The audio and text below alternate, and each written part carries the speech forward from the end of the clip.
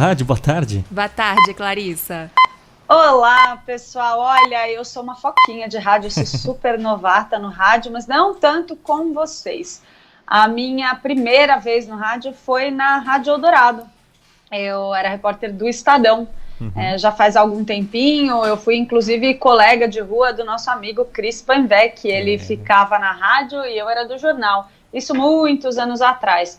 E eu comecei a trabalhar mesmo em rádio também alguns anos atrás, na minha segunda passagem pelo Grupo Estado, mas todo dia, toda hora, desse jeito, com essa assiduidade, só com vocês, gente. Então seja muito bem-vinda a essa parte um pouco mais enlouquecedora, no bom sentido, dessa caixinha de notícias que a gente, noticiar tudo em cima do laço. Aliás, essa adrenalina de aconteceu algo, você só pegar o telefone e já tá no ar, para mim é o melhor de tudo de ser repórter de rádio. Clarissa, mas vamos aos fatos. Hoje tivemos uma notícia que pegou um pouquinho de surpresa, a gente já esperava essa notícia para novembro, mas o protagonista dela, o ministro Celso de Mello, resolveu se antecipar. Clarissa, conta pra gente os bastidores dessa decisão que vai mudar bastante o cenário dos ministros do Supremo Tribunal Federal. Olha, Isabel, isso mesmo. O ministro Celso de Mello decidiu se aposentar um pouquinho antes do que ele teria que se aposentar compulsoriamente. Ele entraria aí na idade limite em novembro, teria que deixar o tribunal de qualquer forma. O Supremo Tribunal Federal confirmou hoje, no fim da tarde, que ele solicitou para deixar a corte em 13 de outubro. Imediatamente, como vocês podem imaginar, começaram a correr várias versões nos bastidores de que a aposentadoria seria por invalidez, de que ele estaria saindo porque não queria bater de frente contra os ministros, naquela questão do depoimento do presidente Jair Bolsonaro, ou seja, muita versão, muito rumor, muito pouca certeza, gente. Em relação às apurações que eu pude fazer, a gente tem que observar, pontuar que o ministro Celso de Mello tem tempo suficiente de serviço, são mais de 50 anos de tempo de serviço público, onde ele pode requerer uma aposentadoria por tempo de serviço. Agora ainda falta a gente entender um pouco melhor quais são os motivos dessa decisão. Isso ainda não está claro. O que a gente sabe? Que isso tudo abre uma corrida enlouquecida pela vaga dele no Supremo Tribunal Federal. O presidente Jair Bolsonaro vai indicar pela primeira vez um ministro do Supremo, e ele já avisou, né, gente, que vai ser alguém terrivelmente evangélico. Pode ser que sim, pode ser que não. Vamos ver, o presidente Jair Bolsonaro tem mudado bastante de opinião ultimamente, né, em relação àquelas coisas que ele dizia lá no começo do governo, que não ia ter toma lá da cá, que o Centrão era para ficar bem longe. Então, muita coisa mudou desde que o presidente Jair Bolsonaro usou essa frase. Vamos ver se isso vai se concretizar, mas fato que isso interfere, sim, em uma série de questões e de processos e pode também impactar nesse inquérito que trata da suposta interferência na Polícia Federal, que foi aberto com base nas denúncias do ex-ministro Sérgio Moro. Ainda sobre esse assunto, Clarissa, para exemplificar um pouco mais para o ouvinte, a saída de Celso de Mello muda o que na questão, assim, não dos grupos, mas da ideologia, digamos assim, de algumas alas aí que dividem talvez os ministros do Supremo Tribunal Federal? Vai depender também, claro, de quem entrar para essa vaga, né? Mas como que era mais Celso de Mello? Olha, Ira, a gente tem ali no decano Celso de Mello uma referência muito grande para os colegas. Ele é hoje, sem dúvida nenhuma, um dos ministros mais respeitados do tribunal. Todos os colegas têm uma deferência enorme pelo ministro. Ele vem se posicionando cada vez mais de maneira bastante crítica, bastante garantista, como a gente chama ali, muito centrado no que diz com clareza a Constituição, interpretações mais concretas. A gente vem observando por parte do ministro Celso de Mello esse embate com o presidente Jair Bolsonaro nesse inquérito em questão. O que a gente pode observar daqui para frente é que pode existir uma mudança de placar no Supremo. A gente tem observado, embora em algumas questões o Supremo tenha caminhado de maneira muito unificada, determinados temas dividem muito o tribunal, mas muito mesmo, com votos ali de desempate, na unha mesmo, uma votação. A gente viu isso acontecer, por exemplo, no julgamento sobre a prisão em segunda instância. A gente tem decisões ali também muito divididas no tribunal, por exemplo, a respeito dessa questão do próprio depoimento do presidente Jair Bolsonaro, se ele deve ou não ter a prerrogativa de depor por escrito. Embora os ministros não tenham votado ainda, nos bastidores a gente ouve bastante opinião divergente ali. Então, uma parte diz uma coisa, outra parte diz outra, e o ministro Celso de Mello seria uma posição que pode ser estratégica, pode ser decisiva.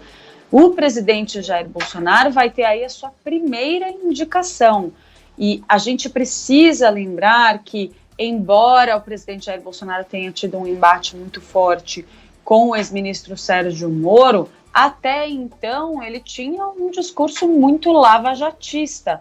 Vamos ver se o nome que ele vai indicar para essa vaga vai para um lado ou para o outro. É o Bolsonaro que gostava da Lava Jato? É o Bolsonaro que não gosta do Moro? Para onde vai esse novo ministro? Outra coisa que a gente espera é que o critério, por mais que a gente gostasse que fosse meramente técnico, vai ser claramente de proximidade com o presidente Jair Bolsonaro, pelo que ele próprio tem declarado. Quem são os cotados hoje, neste momento?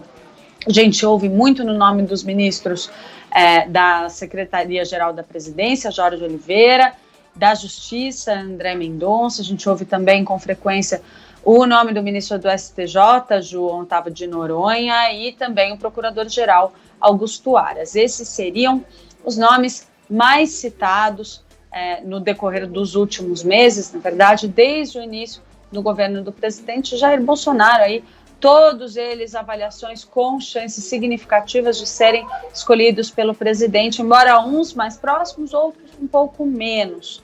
Agora, tem uma turma que acha que o presidente Jair Bolsonaro pode surpreender, escolher um nome diferente, fora desse balaio, mas eu não apostaria muito nisso se a gente for contar tudo o que ele afirmou no decorrer dos últimos meses a esse respeito. O terrivelmente evangélico foi uma das primeiras falas do presidente Jair Bolsonaro, quando nem se discutia ainda a sucessão de Celso de Mello, né? Então ele fugiu um pouco dessa linha de raciocínio. Mas é meio estranho, né, Clarissa? Todo mundo está esperando um ministro terrivelmente evangélico, nem que seja, então, pela segunda vaga, né, que será a vaga futura aí do ministro Marco Aurélio Mello, que também deve se aposentar ainda nesse período da presidência do presidente Jair Bolsonaro. Agora, uma pergunta que está todo mundo se fazendo, né, Clarissa, que é uma pergunta mais técnica, mas que muda muita coisa, é se o ministro que vai assumir o lugar de Celso de Mello vai herdar automaticamente todos os casos que estão com o Celso de Mello. Vale a gente citar novamente aqui justamente o inquérito que apura se houve interferência do presidente Jair Bolsonaro em relação à Polícia Federal. Se tem algum precedente desse tipo, Clarissa, se o ministro que preencheu a vaga do anterior, ele herdou automaticamente todos os processos, ou alguma precedência algum precedente no sentido de que esse novo ministro, ele também teve ali uma distribuição, gerou uma distribuição desses processos para outros membros da corte? Olha, Isabel, em tese isso é a praxe, é o que costuma acontecer quando o ministro deixa o Supremo Tribunal Federal, mas existem algumas medidas, algumas iniciativas ali que podem impactar nesse processo, podem ter um efeito. Por exemplo, um ministro pode se declarar ali impedido para analisar um determinado caso, pode pedir para se retirar de uma determinada turma dentro do Supremo, e aí mexe a composição. Pode também haver uma deliberação por parte de alguns ministros para refazer um sorteio em alguns casos, com uma interferência aí do presidente do Supremo Tribunal Federal, Luiz Fux. Depende muito do andamento que os próprios ministros, que o próprio tribunal vai querer dar. Mas, em tese, o que se espera é a praxe que o novo ministro herde os casos dos seus antecessores, ele seja o relator dos casos que eram tocados pelo seu antecessor. Então, a gente deixa uma vaga do ministro Celso de Mello em meio a um grande embate direto com o presidente Jair Bolsonaro e o governo dele, que vai ser preenchida por um nome alinhado ao presidente da República. Então, isso pode interferir na relatoria? Pode, de determinados processos onde o presidente é citado. Se casos como o de Flávio Bolsonaro, que onde ainda se discute aí uma questão de foro privilegiado, se não deve haver, se deve ser votado no Supremo ou não, forem parar ali na mão de um ministro Supremo, também pode haver uma mudança, mas principalmente, mais do que a relatoria, pode mexer no placar do plenário, e aí a gente pode ter uma composição diferente. Então a gente de fato vai ter que aguardar para ver quem é o perfil do indicado, qual é o histórico dele, de que maneira ele costuma se posicionar em relação a determinados temas polêmicos que podem interferir no governo do presidente Jair Bolsonaro e em ações que alcançam tanto o presidente quanto os familiares dele. Clarissa Oliveira com todos os detalhes da situação no Supremo Tribunal Federal. Eu tô curiosa, o Supremo é algo que desperta muita atenção da gente. Que bom que tem despertado cada vez mais ao passar dos anos, né? Quem diria que a gente ia prestar tanta atenção no funcionamento da corte, que a gente ia saber o nome de todos os ministros? Isso Exatamente. É muito bom. É algo que sinaliza que está todo mundo de olho nas movimentações também da Suprema Corte. O ministro Celso de Mello está há 31 anos, foi indicado pelo ex-presidente José Sarney. Então agora chega no momento de pendurar as chuteiras, o dono dos mais longos votos do Supremo Tribunal Federal. E com aquele sotaquinho no interior. O sotaquinho do interior, exatamente. Eu acho que os vários votos que eu acompanhei do ministro Celso de Mello, a minha sensação sempre é de que eram verdadeiras aulas de história, viu? Tá certo que muitas vezes ele ia para o campo do juridiquês, que para nós, que somos mais leigos, não somos da área do direito, muitas vezes complicava um pouquinho o cenário, mas o ministro Celso de Mello tinha votos muito precisos, muito técnicos e que ele conseguia passear, Yuri, da história antiga até a história contemporânea. Então era uma aula de direito e uma aula de história. Os longos votos dele vão fazer falta com certeza lá no Supremo Tribunal Federal, né, Clarissa?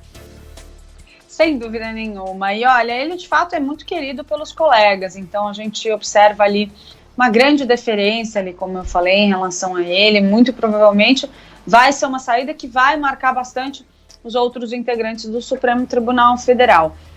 Essas discussões que estão surgindo ali de última hora nos bastidores a respeito da saída dele, de fato acabam provocando algumas especulações. A gente precisa esperar os esclarecimentos para ver o motivo exato dessa decisão.